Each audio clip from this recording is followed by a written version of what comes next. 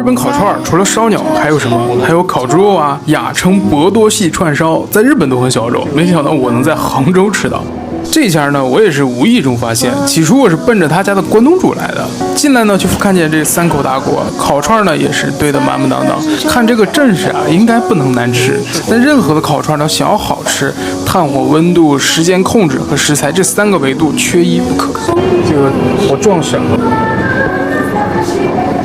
中间放的是茼蒿，它外面刷了一层那个寿喜汁，外面焦焦脆脆，里面清清爽爽，太好吃了。这2个汤底一样吗？这个是不是味道会重一点？这个是老汤，尝一下它这个关东煮的汤底啊，昆布、木鱼花的味道还是比较重的。我其实不怎么喜欢吃萝卜，但是关东煮里的萝卜就没有那个萝卜的那个臭味，就你能看得出来，它这边的大部分的这个关东煮都是自己做的，尤其跟广东的卤牛杂其实有异曲同工之处，类似于酿香菇，它上面放了一些肉馅儿之类的东西。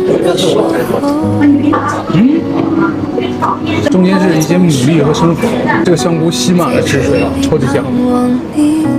这个就很熟悉了啊，就是类似于揉煮鲍鱼，但它是用关东煮的汤做的，放了一点点这个鲍鱼干酱。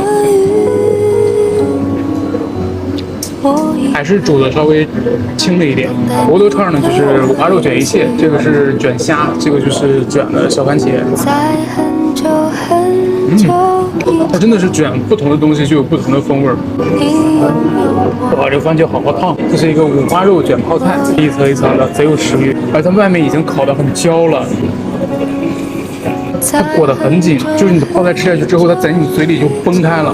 博多串就是让不爱吃蔬菜的人爱上吃蔬菜。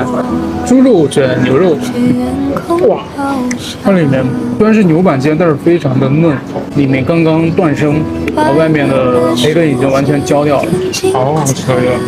哎，我们最后来一个主食，大碗炒面，这就是典型的蚝油混合物啊。有这样一家店在杭州确实挺难得的。